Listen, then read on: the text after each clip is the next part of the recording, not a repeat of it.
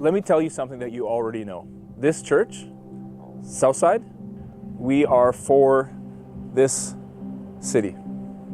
Over the last several years, God has been reminding us over and over again that we are here for this city.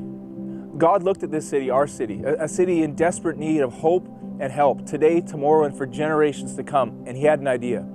And that idea is us. That idea is Southside Church.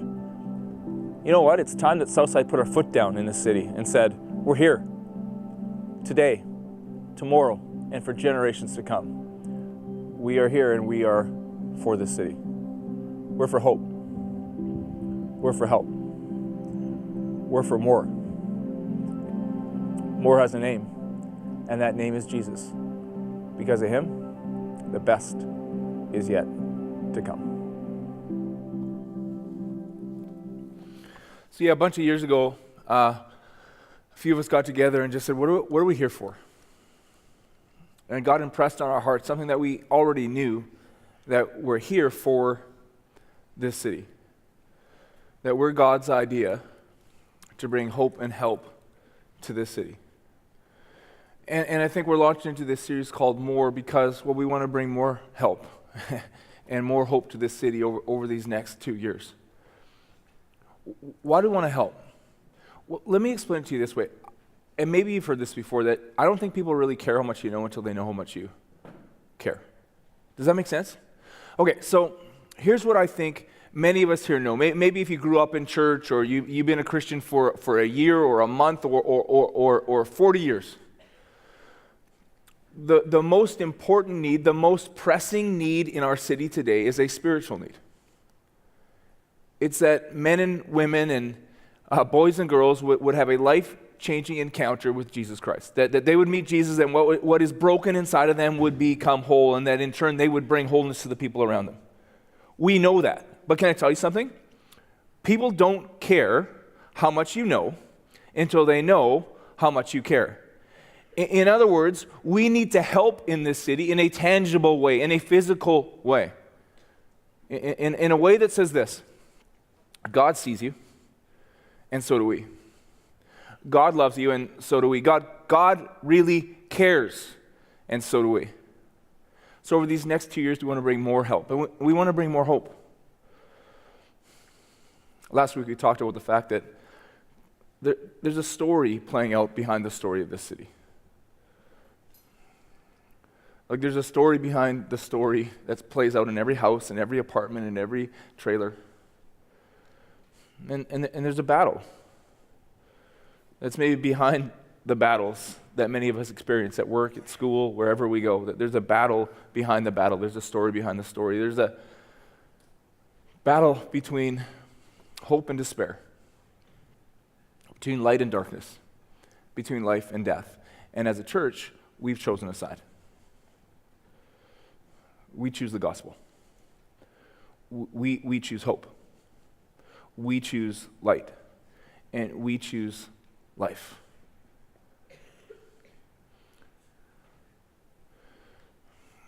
And we're thinking, leading into this 2-year expanded vision, there's something unique about us. There's just a calling that God has placed in this church that we are able to help those who maybe other churches haven't been able to help, that we're able to bring hope where other churches haven't been able to bring hope, and that's just the truth. And we want to do that, not just today and tomorrow, but for generations to come. And in order to pull that off, we need a home. We need a home. We need a home away from home, for one thing. A place where healed people can heal people. A place where help people can help people. A place where people who have been filled with hope can in turn bring hope to others. We need a home base. We talk about this all the time, right? Like, we're not a big church, we're a small church with lots of people. In other words, relationships are so important. We talk about the fact that this church is a family. Well, a family needs a home where we can encourage one another and get to know one another, not just for 3 hours a week, but a home base every day. And we need to make a home stand. Let me tell you something. It's important that you know this, that there's a story behind the story. There's a battle raging behind the battles. Hope versus despair, light versus darkness, life versus death. And we need to make a stand today, tomorrow, and for generations to come that says, oh, we've chosen a side. We choose hope. We choose light, and we choose life. And so we launched into this 2-year expanded vision, and the staff came to me and said, Mike, you need a verse. You need to pick a verse. You need a passage that can just kind of launch us into this thing. And I thought about it for so long, and I couldn't come up with anything. I couldn't. And then a moment came to me, because that's kind of the way I think. I think of moments, I think of memories, I think of pictures. And this moment came to me in June of 2006. Sitting around a campfire in Vicente Guerrero, Mexico. It was the last night of the first mission trip that I had ever led. So there's about 50 of us, youth and youth leaders, sitting around this fire on the last night of the mission trip, doing the same thing that we had done for every night up to that point, just singing songs. And someone got up and they gave us a challenge on that last night. And the challenge was pretty simple. It was this, that we need to take the missional mindset that we brought with us to Mexico, we need to bring it home with us. And this is the passage that he read to us, 2 Corinthians 6. It says this, companions, as we are in this work with you, we beg you, please don't squander one bit of this marvelous life God has given us. God reminds us, I heard your call in the nick of time. The day you needed me, I was there to help. Well, now is the right time to listen. The day to be helped. Don't put it off. Don't frustrate God's work by showing up late, throwing a question mark over everything we're doing. Our work as God's servants gets validated or not in the details. People are watching us as we stay at our post, alertly, unswervingly. In hard times, tough times, bad times, when we're beaten up, jailed, and mobbed, working hard, working late, working without eating, with pure heart, clear head, steady hand. In gentleness, holiness, and honest love. When we're telling the truth and when God's showing his power. When we're doing our best, setting things right, when we're praised and when we're blamed, slandered and honored, true to our word though distrusted, ignored by the world but recognized by God, terrifically alive though rumored to be dead, beaten within an inch of our lives but refusing to die, immersed in tears yet always filled with deep joy, living on handouts yet enriching many, having nothing, having all. Dear Corinthians, I can't tell you how much I long for you to enter this wide, open, spacious life. We didn't fence you in. The smallness you feel comes from within you. Your lives aren't small, but you're living them in a small way. I'm speaking as plainly as I can and with great affection. Open up your lives, live openly and expansively. I think about that moment around the campfire in Vicente Guerrero in June of 2006 all the time. Man, when I get tired and when I get discouraged and when I get down in the dumps, when I feel like my vision is getting blurry, I remember that moment, and I remember that what was true around the campfire in Vicente Guerrero, Mexico in June of 2006 is still true today. That a mission is not a trip. It's not 7 days. It's not a 12-day adventure. A mission is a life, and not just any life. Whether you're here today for the first time or the 400th or you're watching online, let me tell you, the life that God has for you is not a small life. It's open and it's expansive. And so in this series, what I wanted to do is I wanted to take this 2 Corinthians 6 passage and I wanted to use it section by section to instruct us on how we can move towards more instead of settling for small. Like God had an idea to bring help and hope to this city. And that idea is you, but it's not just you. That idea is me, but it's not just me. It's us. And to be everything that we were created to be, to live the life that we were created to live, to bring the hope and the help that we were created to bring. We can't settle for small. We got to move towards more. So I want to read this section for you again today. Paul says this, in hard times, tough times, bad times, when we're beaten up, jailed, and mobbed. That sounds fun. We're working hard, working late, working without eating. Let me stop for a second right there. That sounds dismal. That sounds difficult to me.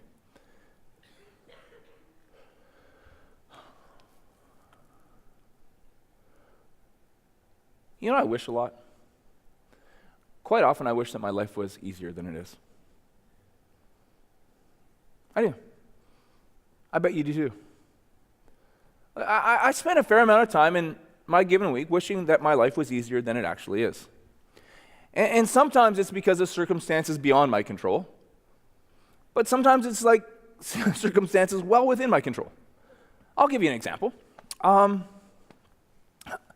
you ever heard me stand up here and say, if you look around the world for something to grumble about, you're never going to run out? But instead, if you look around the world for something to be grateful for, you're never going to run out. Have you ever heard that? It's true, you know. So last Monday morning, I got to the office, and I started texting my wife, Corinne. I text off my computer, because it takes me about 4.5 hours to text, hello, how are you today, on my phone. So I'm texting Corinne on my computer, and what I'm doing is I'm telling her all the things that make my life hard. I had like a pity party. You say, well, Mike, didn't you say that if you look around the world for something to grumble about, you're never going to run out? Be like, yeah, I did. So anyways, I was sitting there on Monday morning having a pity party, grumbling. I was going through everything that I could think of. I probably got all the way down to, I'm an Oilers fan. Like, how awful is that? We have the best player in the world, and we're still terrible. Okay, so I'm going through everything I could think of. I'm complaining and complaining and complaining and complaining. I spent some time in my life wondering why my life isn't easier than it is. I bet you do too. Like I wonder sometimes why there's so much resistance to this simple prayer that I try to pray every day. God, change me, and you changed me to change this world. Seems simple enough, doesn't it? Yeah, it's hard. Change me. You ever feel like God changing you was like 2 steps forward, 1 step back? Like, it'd be really neat if like I could wake up one morning and pray that prayer, and suddenly, people would go, hey, can you describe Mike Manis for me? Well, since he prayed that prayer yesterday or before that, because before that he was an idiot. But since yesterday morning when he prayed that prayer, let me think. Love, joy, peace, patience, goodness, like that. He's the fruitiest guy. He's the fruits of the Spirit guy, man. It's amazing. Doesn't work that way though, right? Change me. Whew. Little by little. You ever find that difficult? In fact, have you ever wondered why you spend so much time beating yourself up? Like, you know that you're doing better than you think you are, right? You know that what defeated you doesn't define you. You get that, right? But have you ever wondered why you're so hard on yourself?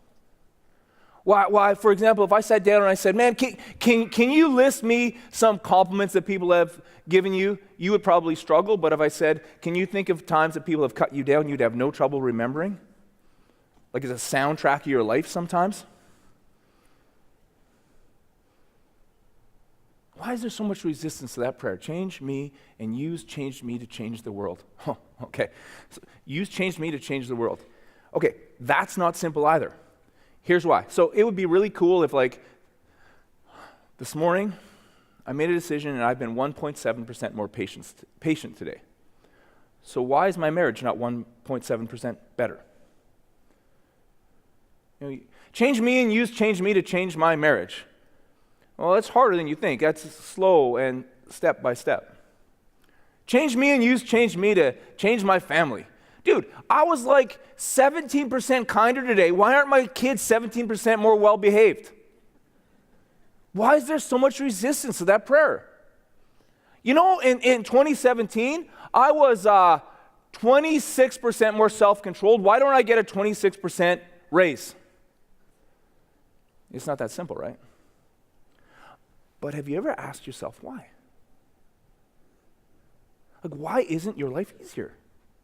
Why isn't my life easier? Why is there so much resistance to that prayer? Change me and use change me to change the world.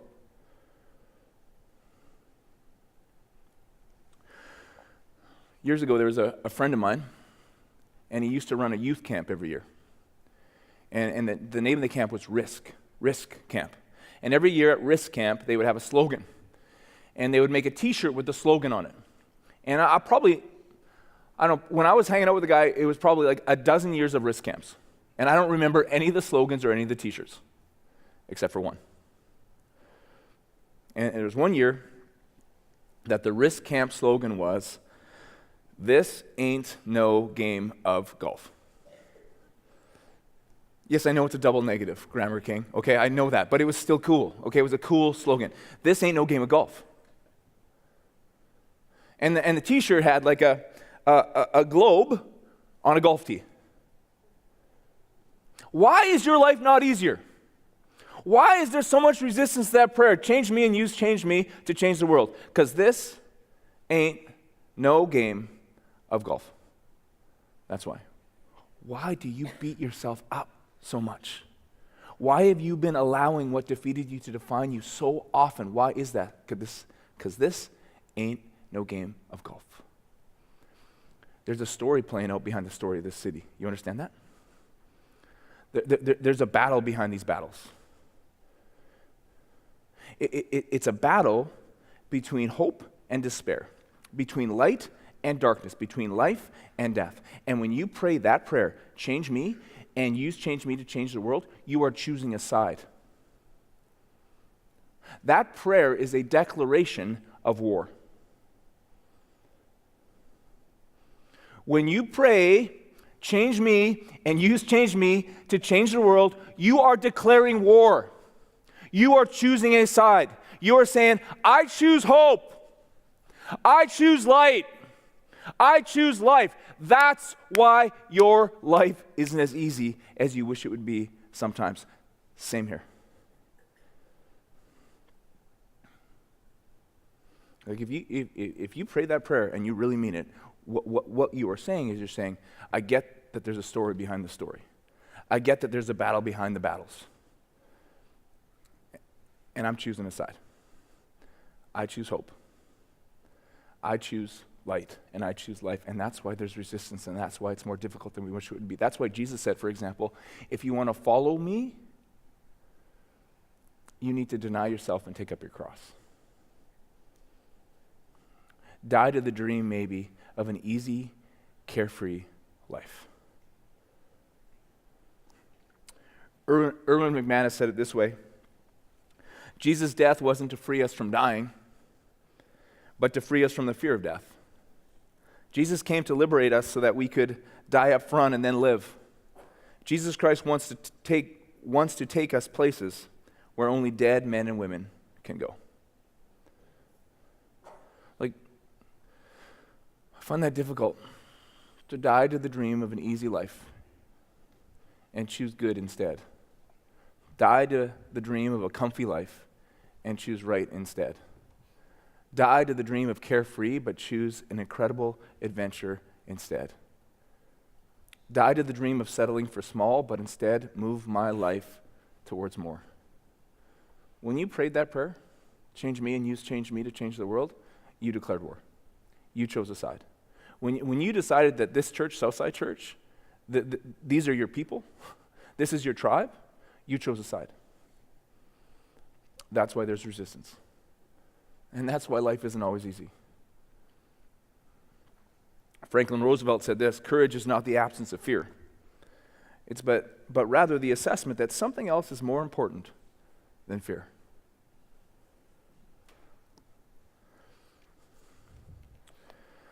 Why is life not easier? Because this ain't no game of golf.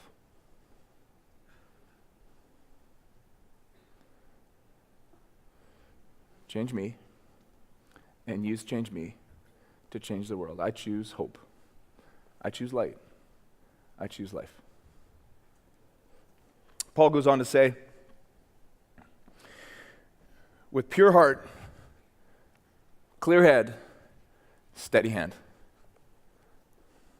How do we move towards more? Well, we've got to have a pure heart, clear head, steady hand. What does it mean to have a pure heart? Well, I think with a pure heart, in other places in the Bible, it talks about an undivided heart. A pure heart is a heart all in. A pure heart is a heart that says, Jesus, I ask you to be my Savior, but I'm also acknowledging that you are my Lord. You are my Savior, so I ask you to forgive my sins, but you are also my Lord, so I ask you to guide my steps.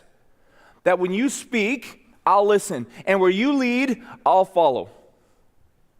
That's a pure heart.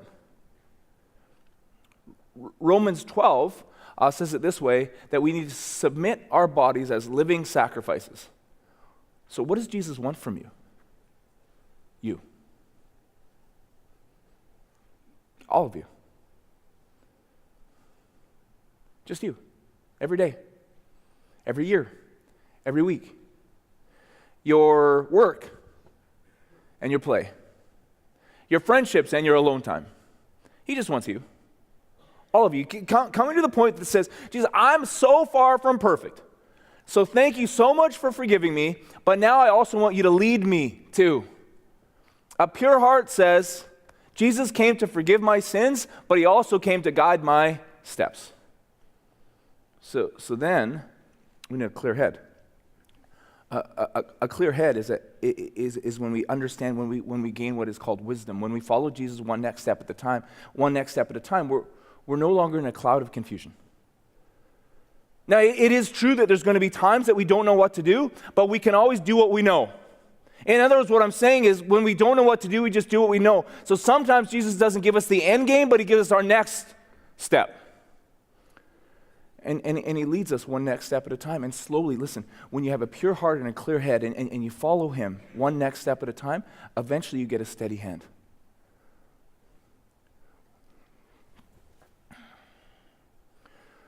So I follow his lead. Okay? And then I begin to see as he sees. I look around the world and I start to notice the unnoticed. I start to see the story behind the story, the battle behind the battle. And I start to hear how he hears. I hear the cries of the forgotten. And I start to care like he cares. And then I have a steady hand because suddenly when I see as he sees, when I hear as he hears, when my heart is broken for the things that break his heart, then all of a sudden I start to live a life consistent with what I believe. Like a pure heart. I ask you to forgive my sins, but also guide my steps. A clear head. Show me what to do and I'll do it one next step at a time, and a steady hand. I am who I say I am. Not perfect, you know what I'm saying? Not perfect, but more and more I come to this spot in my life where I say, please, Jesus, I know that you stepped into human history on a rescue mission. The Bible describes it this way, that Jesus came to seek and save the lost. So change me, please. And change me to seek and save the lost. In fact, we come to this point where we say, God, could you take my time and my treasure and my talent to seek and save the lost? And that's really easy. It's really actually quite easy when you have a pure heart and a clear head. You know why? Because more and more what you realize is your time ain't your time. It's his. He's trusting you with it. Your talents aren't your talents. They're his. He's trusting you with them. Your treasure ain't your treasure. It's his, and he's trusting you with it. And so we come to this, I've called it before, the upside down reality of the open-handed life. You ever hear that? That when I am a blessing, I am blessed, and when I give, I get.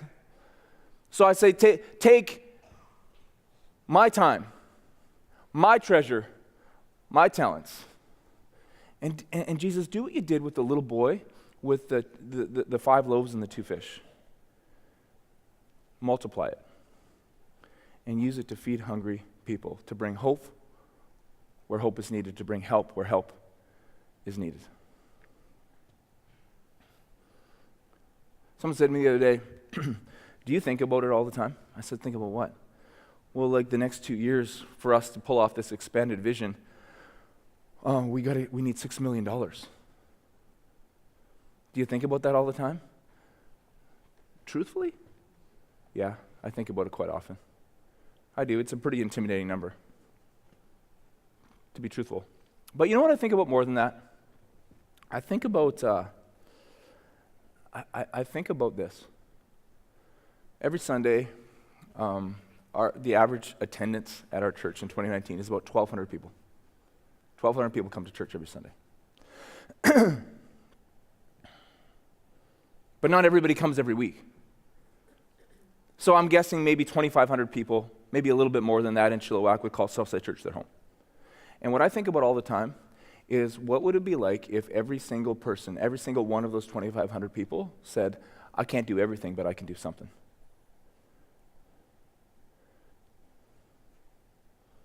Like, I still remember June 2006, sitting around the campfire in Vicente Guerrero, with these ordinary world-changing wingnuts sitting around this fire together. You know what I didn't know at that time?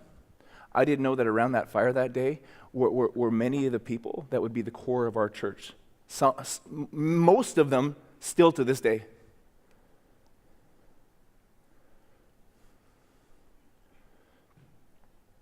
And back 10 years ago, when our attendance was closer to 350 than 1,200, it was not exclusively, but in large part, it was the wingnuts around that fire.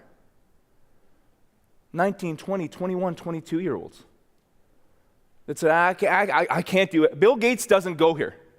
Bill, if you're watching online, call me. I'd love to talk about our building, okay? But as far as I know, he doesn't attend here. And so it's always just been a bunch of ordinary world changers who say, man, I can't do everything, but I can do something. And I believe that there's so much power in that. I do. I believe that when we all come together and say, man, I'll do something, that God shows up and says, I can do anything.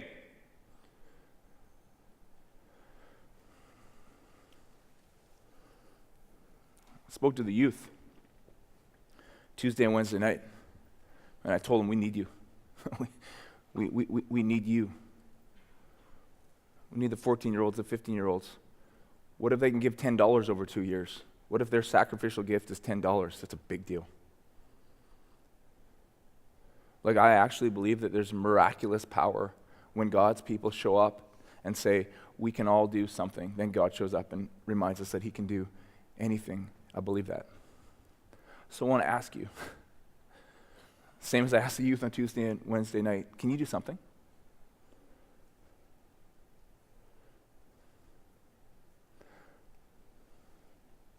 It's the upside-down reality of the open-handed life. When we are a blessing, we are blessed. When we give, we get. It's not always easy, but it's right. It's not always comfortable, but it's an adventure. It's the wide open, spacious life. It's this movement towards more. There's a video that the team prepared. Hopefully can express it better than I am. Hi, my name is Charlotte Place. I first met Brian in 1994, and we dated for a month, and he proposed. We got married 9 months later, and Maddie came along 9 months after that, or 10 months after that, and then Gibb and Gray. He was really good when people were around, but at home, when it was just family, it was tough. And so physical issues came into play. There was some other addiction issues. All the time still going to church and putting on this facade of everything's good, right? As a Christian family, everything's good. There's not room for mess or anything like that. But it came to where things couldn't be covered anymore. So he needed to go and get some help. And that's what we were hoping. But he was killed in 2010 in a car accident, drinking and driving. I couldn't pretend anymore. I couldn't put the facade on that we were this perfect church family. So we stopped going to church for quite a while. When he passed away in October 2010, I think it was around January, Gibson started going to Southside Youth, and he was very much, we're going to Southside, and we've never looked back. We get plugging away. We get going to church and living life and doing everything you think that you're supposed to be doing. And then you get a bomb dropped on you. It was Thanksgiving, and Maddie was not feeling good. She went to the doctor at Trinity, and he ran some tests and told us to get to Emerge. So we went to Emerge in Abbey, October 11th, I think. And she was diagnosed at first with gallstones, and then 24 hours later, maybe 12 hours later, diagnosed with terminal cancer. A doctor had come in and told my mom and I to take her home, make her comfortable, that there's nothing that they could do. So thankfully, a doctor that we know and we've known for a number of years, he happened to be working that night. And he said, this is not the end of the story. This is not the end of her story. You don't just take her home. So from that sentence on, we were in that hospital and we prayed as a church. We prayed for healing. I'll never forget the Sunday that Maddie sang. She was given a day pass for church.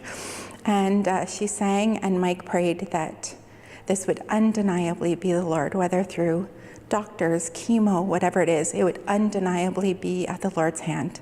It's been good. It's been really good. And she is undeniably being healed every day. Yeah. Well, I think with this whole thing, I mean, you can still go along day by day as a Christian and think it's good and go to your church and go to Southside and tithe randomly, which I did. Tithed when it was comfortable for our family. Just threw some cash in when we had extra. But when we went through all of this and having to take time off work, and just how Southside has rallied around our family through prayer, which is the most important, through tangible things, helping us fill our cupboards, helping us get through the season. And Mike even talked about fear, and tithing was in there. I don't even think it was part of the message, but it really resonated with me. And I just thought, I am trusting him. I'm trusting Jesus with the life of my daughter, but I can't trust him with my bank account. And it just seemed like the most ridiculous thing ever, that how can I do that? How can I trust that he will heal her? But I doubt when it comes to money. The day after the sermon, I went onto southsidelife.com and went onto the give page, and I clicked on that to give, just have it automatically come out of my account, and just really trusting that knowing that this was the right thing to do, but trusting that somehow the Lord would make it all work out. That morning, Brianna came over. We were going into chemo, and she had her little chemo team. So Brianna came over with a box from Southside, and inside that box was $1,000 worth of gift cards for our family. I went to get gas to take Maddie to the hospital, and they filled my tank and said my money was not welcome there. I didn't have to pay for gas. And another crazy thing, Katie Lynn, who goes to Southside, she was one of our nurses on oncology. She had an envelope brought to our house with cash in it that paid and covered for the dry ice for Maddie's cold cap treatment, which also was paid for through friends and the generosity of other people to help save her hair. So we've been completely blessed. And that was within 24 hours of me tithing and making that decision to let go of my money and to let go of our money as a family, and just how much the Lord blessed us through that, instantly blessed us through that. If anyone had asked me before Maddie's cancer diagnosis, or even before Brian, I would have said my relationship with the Lord is good. I've been a Christian for a long time. I've seen him work in amazing ways, and he's always been a part of our family, but almost at my discretion when we needed it, or, going through the motions. But when you let go of everything, money, the health of your kids, the state of your family, when you let go of everything and surrender everything, it's been incredibly different. Through the cancer diagnosis, through everything that we've gone through as a family, our home is with Southside, and I know that without a doubt. And I am so excited for what's to happen, the new building. It's amazing to me, the Sunshine Fund has come from stuff that's happened with Maddie, and to see how that's going to bless people. The Sunshine stickers, to see them through the community is amazing. And that wouldn't have happened without Southside. That wouldn't have happened without the people that are committed to Southside. I want to see people excited and people saved. Southside is a huge part of our community. And I wouldn't want my family to be a part of anything less. I want to be a part of something big, and I see only big things happening in the future at Southside. Maddie's last chemo treatment is tomorrow, so we can celebrate that.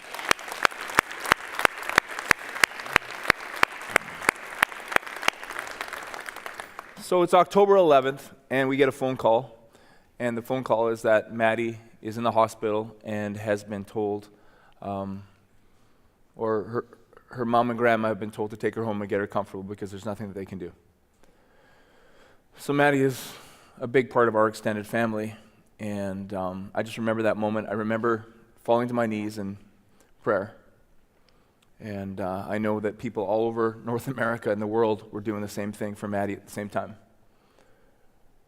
Called our son, our 24-year-old son, Lucas, in Calgary, let him know, and he's praying, and hours later, we get the news that another doctor had come, and the other doctor had said, "Oh no, there's hope. No, this could be treatable. Don't take her home and get her comfortable. Like, we're going to fight." And I called Lucas to tell him the good news, and I want to express to you what his response is, because I think it's awesome.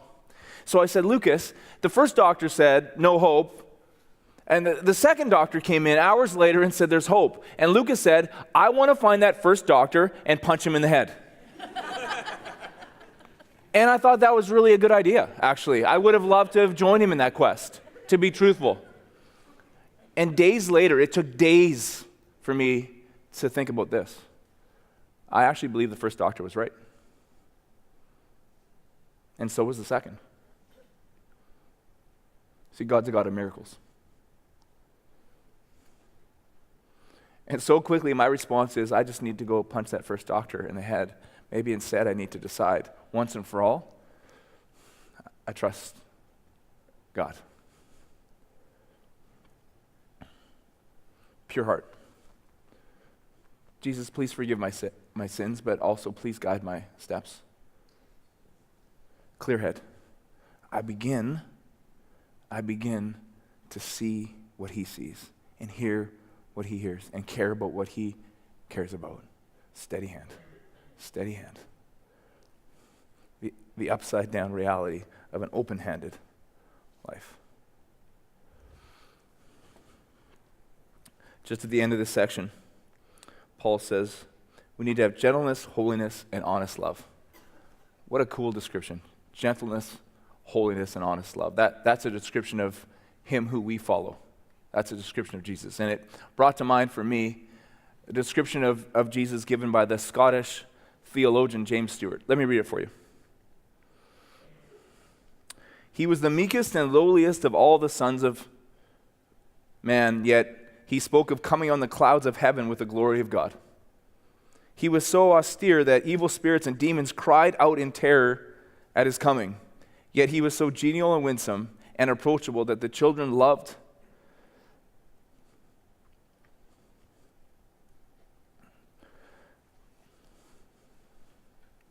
You're too hard on yourself, some of you. Like, he loves you. You understand that, right? He's crazy about you. And what defeated you does not define you. He delights in you.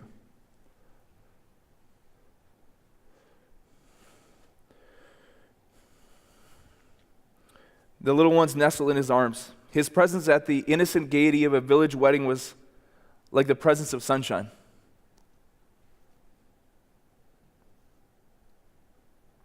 No one was half so compassionate to sinners, yet no one ever spoke such red-hot, scorching words about sin. A bruised reed he would not break. His whole life was love, yet on one occasion he demanded of the Pharisees how they ever expected to escape the damnation of hell. He was a dreamer of dreams and a seer of visions, yet for sheer stark realism, he has all our stark realists soundly beaten. He was a servant of all, washing the disciples' feet, yet masterfully he strode into the temple, and the hucksters and money changers fell over one another to get away from the mad rush and the fire they saw blazing in his eyes. He saved others, yet at the last, himself he did not save. There's nothing in history like the union of contrasts which confronts us in the Gospels. The mystery of Jesus is the mystery of divine personality. There is nothing in history like the union of contrasts which confronts us in the Gospels. I love that. I think that's a little bit of a description of this church, of this family, of this mission called Southside. We're a union of contrasts, aren't we? Because we do dream big dreams, and we do move towards more. But you know what we never forget? We never forget that every single person that walks through those doors, who watches online, is a miracle. Like we never forget this, that we might count in hundreds, but God always counts in ones. You know that, right? We can count in hundreds, but God always counts by one, by one, by one. We're a union of contrasts. We're passionate, but we're compassionate.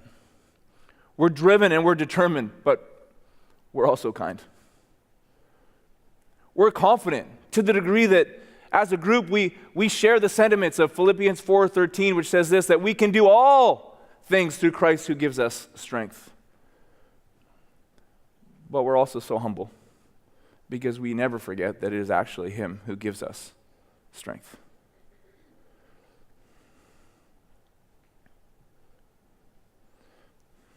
Pure heart,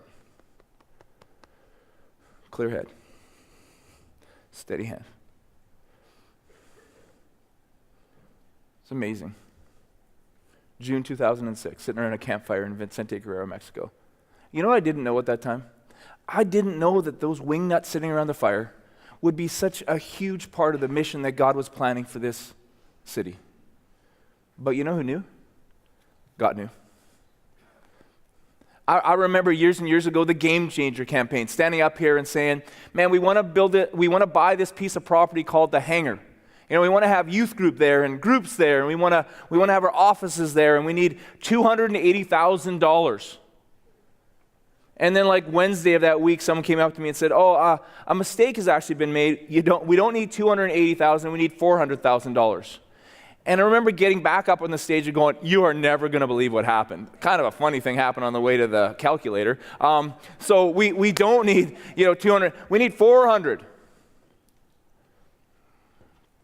I didn't really know why we were buying a helicopter hangar. I knew we needed space, but I didn't know why it had to be that space, but we just kind of knew that it did. But what God knew is that today, as we prepare to take our next step, that hangar has over $1.5 million of equity. And I remember we can celebrate that, sure.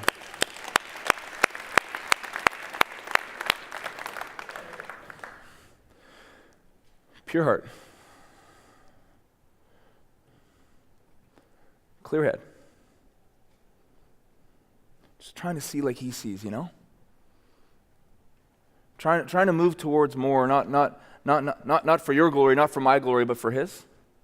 And steady hand. And 4 years ago, standing up here and talking about this vision-based campaign called Bold. God told us, you got to take a next step. But it was so unclear.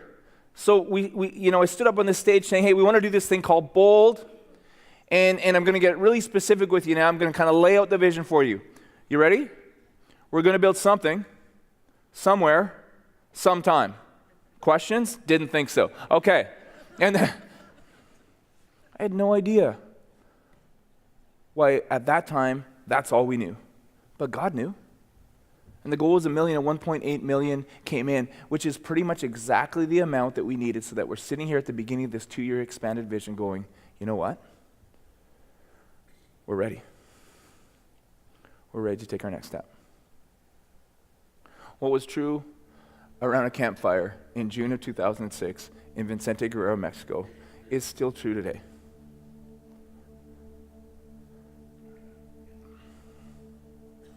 A mission isn't a trip. It's a life. Not just any life, but open and expansive life. Why don't you stand up?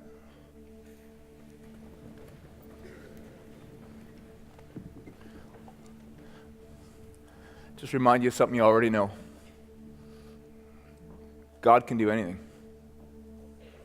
Far more than you could imagine or guess or request in your wildest dreams. He doesn't do it by pushing us around. He does it by working inside of you and inside of me, deeply and gently within us. So we pray this simple prayer. God, please change us. And You've changed us. Pure heart, clear head, steady hand, to change this world one life, one story at a time. And everybody said, amen. Will you join the band as we sing? Thanks for joining us. We'd love to see you at any of our 3 Sunday services held at Sardis Secondary School on Stevenson Road in Chilliwack, British Columbia. For more information, please visit southsidelife.com.